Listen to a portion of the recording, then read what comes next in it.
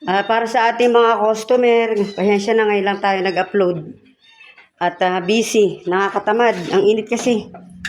Kaya mas gusto ko pa na maglakad sa labas. Ayan si Sansi at saka si Ditche, oh. Sa kasalukuyan, naglilinis ng mga bulb natin. At saka syempre, ang ating brine tank na syempre lagi nating nililinis yan. Ito yung lagayan ng asin. Ayan, oh, okay na siya. Kung saan ay nagpapalambot ng tubig at saka nagpapasarap ng tubig natin. At syempre, nakapagpalit na rin tayo ng mga filters. Hindi ko lang na-video kanina yung pinalitan nating sham. Tsaka ito, yung huli. Dito pa lang sa deep well, nagpapalit na tayo ng filter. Kaya bago makarating sa raw tank natin, dito pa lang sala na ang ating tubig.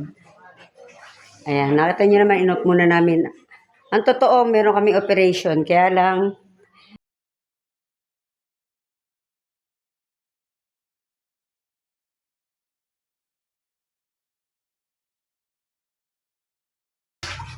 ngayon naman, syempre, sasampa ako sa tangke. Hindi kami nasisihan ng hindi spray lang yan. Kailangan kalkalin natin mabuti yung tangke. Kasi ito, hindi nakukuha yung mga anik-anik dito sa mga gilid-gilid na yan. Hindi nakukuha ng mga spray yan. Kaya naman, papasok ako sa loob at saka natin babrushin. At kung nagtatanong kayo, baka may tubig sa loob habang nakalusong ako, hindi. Ayun, nakita nyo ba yun? Dire-diretso ang tubig natin habang binabrush siya. Yung tubig natin dire-diretso sa ilalim. Ayun, kung saan ay ginagamit pa ni Sanse na panlinis dahil nga malinis yung tubig natin. Kaya lang, kailangan, lagi lang natin talagang nililinis, minimaintain na linis. Siyempre, kami din isa sa mga umiinom ng tubig. Kaya naman sinisigurado natin na safe ang ating water. Diba? Ito yung istakan, kung tawagin ay raw tank. Siyempre, ito yung ating product tank. Mula dyan, yan, dadaan sa mga filters. Ayan, sa FRP. Bawat FRP na yan, may mga laman niyang filter. Bawat ano na yan. 11 layer. Isa solo. Ang tawag dito, softener. Ayan, solo niya. Isa yan sa nagpapasarap at nagpapalambot ng tubig natin. At syempre, ang ating UV. Yan yung dumadaan dyan yung tubig natin para yung bakterya naman ng tubig patayin niya. Bago natin kuhanin dito. Ayan, sa faucet. Ayan. At syempre, bago tayo magpatulo dyan, dating gawi, ina-alcohol natin yung bawat butas niyan. Tapos magpapalabas tayo ng 2 hanggang 3 timba. At hindi natin isasalin yan hanggat hindi natin tinetesting. Ayan. Dapat ang TDS niyan, at least mga 003, 004. Pwede to na pandede. No? Pakuluan nyo kung gusto nyo. Nasa inyo naman yan. Pero sa akin, okay na yan kasi rekta na. Kasi purified ang tubig natin, hindi mineral. Ito naman si Ditche.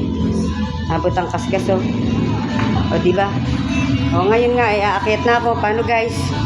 At gogora na kami. At kami magpaparipil pa ata. Nagpaparipil. Ha? Ano ba? Magpaparipil ka ba? O sige, sasalinan ka lang na muna namin at naglilinis kami ng tangke. Nagpapalit tayo ng filters. Okay, sige.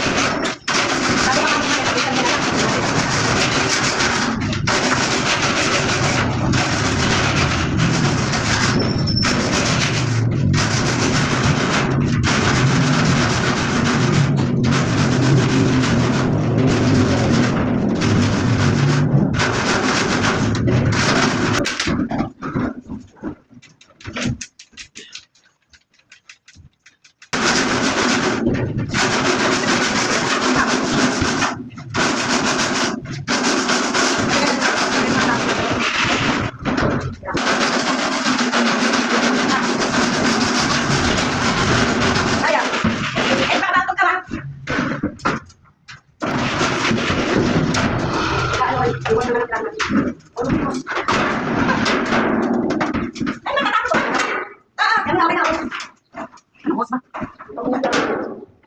Ay, ako yung ano. Saan yung ano? Alin?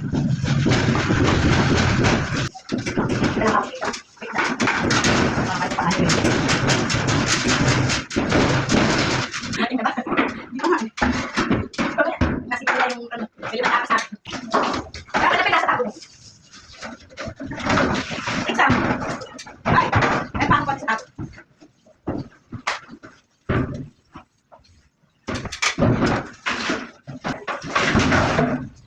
Hindi pa. Para. Ayan, baba na ako. Ah,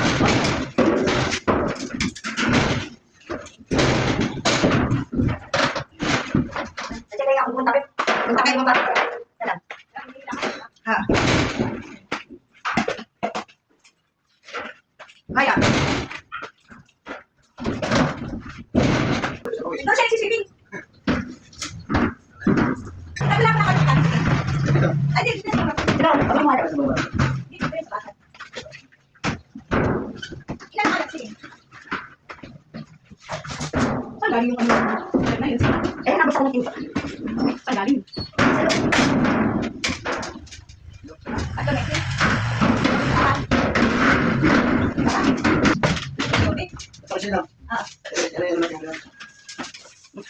Nagigay ko ba yung stats drive? Ano? Nagigay ko? Nagigay ko yung stats drive ba? Hindi pa. Nandiyan na. Nagigay ko? Saan nalaglag? Saan nalaglag? Apat na gawin ko.